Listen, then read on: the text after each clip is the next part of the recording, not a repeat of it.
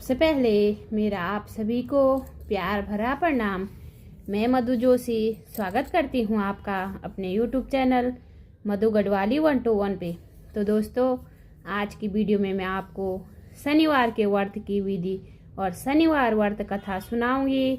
आप भी मेरे साथ शनिवार व्रत कथा का श्रवण कीजिए।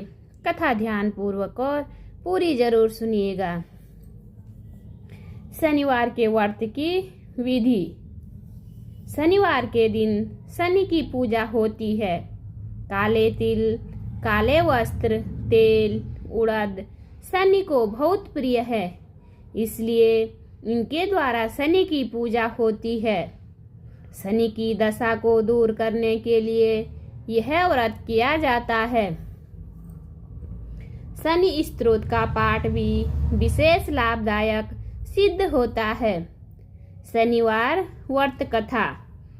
एक समय सूर्य, चंद्रमा, मंगल, बुध, बृहस्पति, शुक्र, शनि, राहु और केतु इन ग्रहों में आपस में झगड़ा हो गया कि हम सब में सबसे बड़ा कौन है। सब अपने आप को बड़ा कहते थे। जब आपस में कोई निर्णय न हो सका तो सब के सब आपस में झगड़ते हुए इंद्र के पास गए और कहने लगे कि आप देवताओं के राजा हैं, इसलिए आप हमारा न्याय करके बताइए कि हम नवग्रहों में सबसे बड़ा कौन है। राजा इंद्र इनका प्रश्न सुनकर घबरा गए और कहने लगे कि मुझ में यह सामर्थ्य नहीं है जो किसी को बड़ा या छोटा बतलाऊं।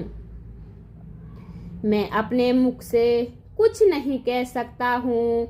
हाँ, एक उपाय हो सकता है।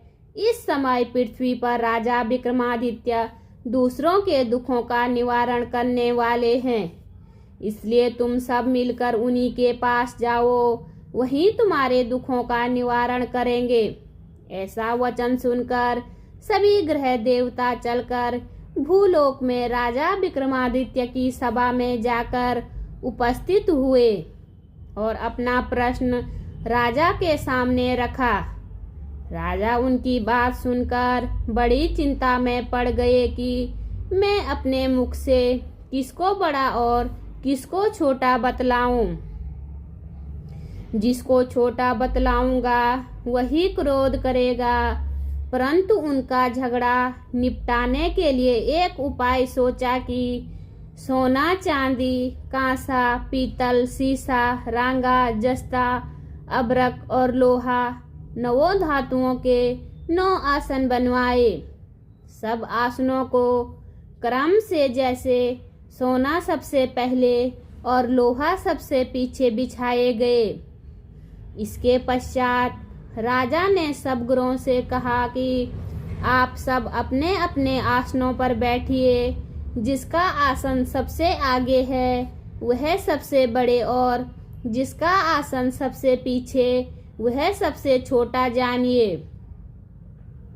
क्योंकि लोहा सबसे पीछे था और वह शनिदेव का आसन था, इसलिए शनिदेव ने समझ लिया कि राजा ने मुझको सबसे छोटा बना दिया है। इस पर शनि को क्रोध आया और कहा कि राजा, तू मेरे पराक्रम को नहीं जानता। सूर्य एक राशि पर 1 महीना, चंद्रमा 2.25 दिन, मंगल 1.5 महीना, बृहस्पति 13 महीने, बुध और शुक्र 1 महीने, परंतु मैं एक राशि का 2.5 अथवा 7.5 साल तक रहता हूँ। बड़े बड़े देवताओं को भी मैंने भीषण दुख दिया है। राजन सुनो, राम जी को 7.5 आई तो वनवास हो गया और रावण पर आई तो राम और लक्ष्मण ने सेना लेकर लंका पर चढ़ाई चढ़ दी। रावण कुल का नाश कर दिया। हे राजा, अब तुम सावधान रहना।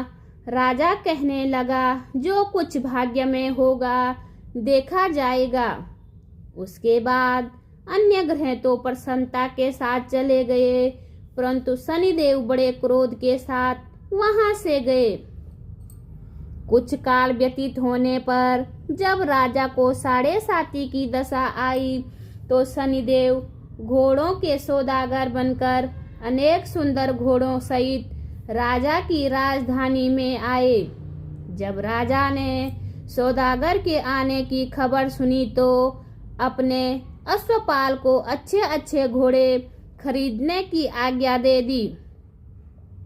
अश्वपाल ऐसी नस्ल के घोड़े देखकर उनका मूल्य सुनकर चकित हो गया और तुरंत ही राजा को खबर दी। राजा उन घोड़ों को देखकर एक अच्छा सा घोड़ा चुनकर सवारी के लिए चढ़ा। राजा के घोड़े की पीठ पर चढ़ते ही घोड़ा जोर से भागा। घोड़ा बहुत दूर एक बड़े जंगल में जाकर राजा को छोड़कर अंतर्ध्यान हो गया। इसके बाद राजा अकेला जंगल में भटकता फिरता रहा, परंतु देर के पश्चात राजा ने भूख और प्यास से दुखी होकर भटकते भटकते एक ग्वाले को देखा। ग्वाले ने राजा को प्यास से व्याकुल देखकर पानी पिलाया। राजा की उंगली से एक अंगूठी थी, वह उसने निकालकर प्रसन्नता के साथ ग्वाले को दे दी और शहर की ओर चल दिया। राजा शहर में पहुंचकर एक सेठ की दुकान पर जाकर बैठ गया और अपने आप को उज्जैन का रहने वाला तथा अपना नाम वीका बतलाया। सेठ ने उसको एक कुलीन मनुष्य समझकर जल आदि पिलाया। भाग्यवश उस दिन सेठ की दुकान पर बिक्री बहुत अधिक हुई। तब सेठ उसको भाग्यवान पुरुष समझकर भोजन कराने के लिए अपने साथ ले गया। भोजन करते समय राजा ने आश्चर्य की बात देखी कि खूंटी पर हार लटक रहा है और वह खूंटी उस हार को निगल रही है। भोजन के पश्चात कमरे में आने पर जब सेठ को कमरे में हार न मिला तो सबने यही निश्चय किया कि सिवाय वीका और कोई इस कमरे में नहीं आया, अतः अवश्य ही उसी ने हार चोरी किया है। परंतु वीका ने कहा हार मैंने नहीं लिया। इस पर 5-7 आदमी इकट्ठा होकर फौजदार के पास लाए। फौजदार ने उसको राजा के सामने उपस्थित कर दिया और कहा कि ये आदमी तो भला प्रतीत होता है, चोर मालूम नहीं होता है, परंतु सेठ का कहना है कि इसके सिवाय और कोई घर में नहीं आया, अवश्य ही इसी ने चोरी की है। तब राजा ने आज्ञा दी कि इसकी हाथ पैर काटकर चौरंगिया कर दिया जाए। राजा की आज्ञा का तुरंत पालन किया गया और वीका के हाथ पैर काट दिए गए। इस प्रकार कुछ काल व्यतीत होने पर एक तेली उसको अपने घर ले गया और कोल्हू पर उसको बिठा दिया। वीका उस पर बैठा हुआ अपनी जबान से बैल हाँकता रहा। शनि की दशा समाप्त हो गई और एक रात को वर्षा ऋतु के समय वह मल्हार राग गाने लगा। उसका गाना सुनकर उस शहर के राजा की कन्या उस राग पर मोहित हो गई और दासी को खबर लाने को भेजा कि शहर में कौन गा रहा है।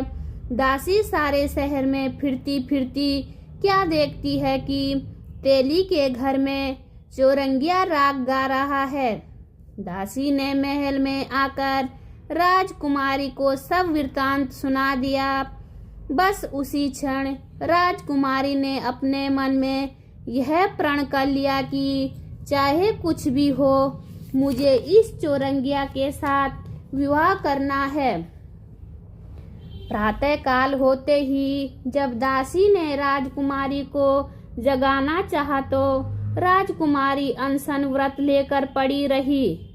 तब दासी ने रानी के पास जाकर राजकुमारी के न उठने का वृतांत कहा। रानी ने तुरंत ही वहां पर आकर राजकुमारी को जगाया और उसके दुख का कारण पूछा तो राजकुमारी ने कहा कि माताजी, मैंने यह प्रण लिया है कि तेली के घर में जो चोरंगिया है उसी के साथ विवाह करूंगी। माता ने कहा, पगली, यह क्या बात कह रही है? तेरा किसी देश के राजा के साथ विवाह किया जाएगा। कन्या कहने लगी कि माताजी, मैं अपना प्रण कभी नहीं तोड़ूंगी। माता ने चिंतित होकर यह बात राजा को बताई। जब राजा महाराज ने भी आकर समझाया कि मैं अभी देश देशांतर में अपने दूत भेजकर सुयोग्य रूपवान व बड़े से बड़े गुणी राजकुमार के साथ तुम्हारा विवाह करूंगा, ऐसी बात तुमको कभी नहीं विचारेगी। कन्या ने कहा, पिताजी, मैं अपने प्राण त्याग दूंगी, परंतु दूसरे से विवाह नहीं करूंगी। इतना सुनकर राजा ने क्रोध से कहा कि यदि तेरे भाग्य में ऐसा ही लिखा है तो जैसी तेरी इच्छा हो वैसा ही कर। राजा ने तेली को बुलाकर कहा कि तेरे घर में जो चोरंगिया है उसके साथ मैं अपनी कन्या का विवाह करना चाहता हूँ। तेली ने कहा कि यह कैसे हो सकता है? कहाँ आप हमारे राजा और कहाँ मैं एक नीच तेली? परंतु राजा ने कहा कि भाग्य लिखे को कोई टाल नहीं सकता। अपने घर जाकर विवाह की तैयारी करो। राजा ने उसी समय तोरण और वंदनवार लगवा कर राजकुमारी का विवाह चोरंगिया विक्रमादित्य के साथ कर दिया। रात्रि को जब विक्रमादित्य और राजकुमारी महल में सोए तो आधी रात के समय शनिदेव ने विक्रमादित्य को स्वप्न में दिया कि राजा कहो, सन मुझको छोटा बतलाकर तुमने कितना दुख उठाया है। राजा ने क्षमा मांगी। शनिदेव ने प्रसन्न होकर विक्रमादित्य को हाथ पैर दिए। तब राजा ने कहा, महाराज, मेरी प्रार्थना स्वीकार करें कि जैसा दुख आपने मुझे दिया है ऐसा और किसी को न दें।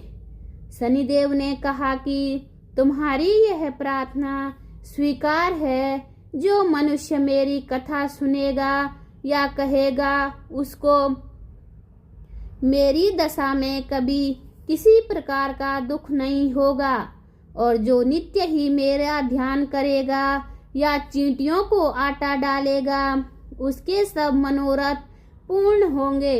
इतना कहकर शनिदेव अपने धाम को चले गए। राजकुमारी की आंख खुली और उसने राजा के हाथ पांव देखे तो उसे बड़ा आश्चर्य हुआ। उसको देखकर राजा ने अपना समस्त हाल कहा कि मैं उज्जैन का राजा विक्रमादित्य हूँ। यह बात सुनकर राजकुमारी अत्यंत प्रसन्न हुई।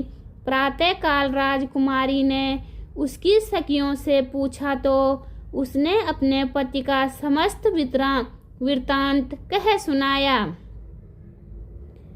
तब सबने प्रसन्नता प्रकट की और कहा कि ईश्वर ने आपकी मनोकामना पूर्ण कर दी। जब उस सेठ ने यह सुना तो वह विक्रमादित्य के पास आया और राजा विक्रमादित्य के पैरों पर गिरकर क्षमा मांगने लगा कि आप पर मैंने चोरी का झूठा आरोप लगाया, अतः आप मुझको जो चाहे दंड दें।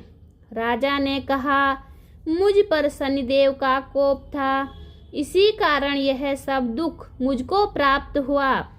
इसमें तुम्हारा कोई दोष नहीं है। तुम अपने घर जाकर अपना कार्य करो। सेठ बोला कि मुझे तभी शांति मिलेगी जब आप मेरे घर चलकर प्रीतिपूर्वक भोजन करेंगे। राजा ने कहा कि जैसी आपकी मर्जी हो वैसा ही करें। सेठ ने अपने घर जाकर अनेक प्रकार के सुंदर भोजन बनवाए और राजा विक्रमादित्य को प्रीति भोज दिया। जिस समय भोजन कर रहे थे एक अत्यंत आश्चर्य की बात सबको दिखाई दी कि जो खूंटी पहले हार निगल गई थी वह अब हार उगल रही है। जब भोजन समाप्त हो गया तो सेठ ने हाथ जोड़कर बहुत सी मोहरें राजा को भेंट दी और कहा कि मेरे श्री कुंवरी नामक एक कन्या है, उसका पाणी ग्रहण आप करें। इसके बाद सेठ ने अपनी कन्या का विवाह राजा के साथ कर दिया और बहुत सा दान दहेज आदि दिया। इस प्रकार दिनों तक वहां निवास करने के पश्चात विक्रमादित्य ने शहर के राजा से कहा कि अब मेरी उज्जैन जाने की इच्छा है। फिर कुछ दिन के बाद विदा लेकर राजकुमारी मनभावनी सेठ की कन्या श्री कुंवरी तथा अनेक दास दासी रथ और पालकियों सहित विक्रमादित्य उज्जैन की तरफ चले। जब शहर के निकट पहुंचे और पुरवासियों ने राजा के आने का संवाद सुना तो समस्त उज्जैन की प्रजा स्वागत के लिए आई। तब बड़ी प्रसन्नता के साथ राजा अपने महल में पधारे। सारे शहर में बड़ा भारी महोत्सव मनाया गया और रात्रि को दीपमाला की गई। दूसरे दिन राजा ने शहर में यह घोषणा करवाई कि शनि देवता सब ग्रह में सर्वोपरि है। मैंने इनको छोटा बतलाया, इसी से मुझको यह दुख प्राप्त हुआ है। इस कारण सारे शहर में सदा शनिदेव की पूजा और कथा होने लगी। राजा और प्रजा अनेक प्रकार के सुख भोगती रही। जो कोई शनिदेव की इस कथा को पढ़ता या सुनता है, शनिदेव की कृपा से उनके सब दुख दूर हो जाते हैं। शनिवार की कथा को व्रत के दिन अवश्य पढ़ना या सुनना चाहिए। बोलिए सूर्यपुत्र शनिदेव भगवान की जय।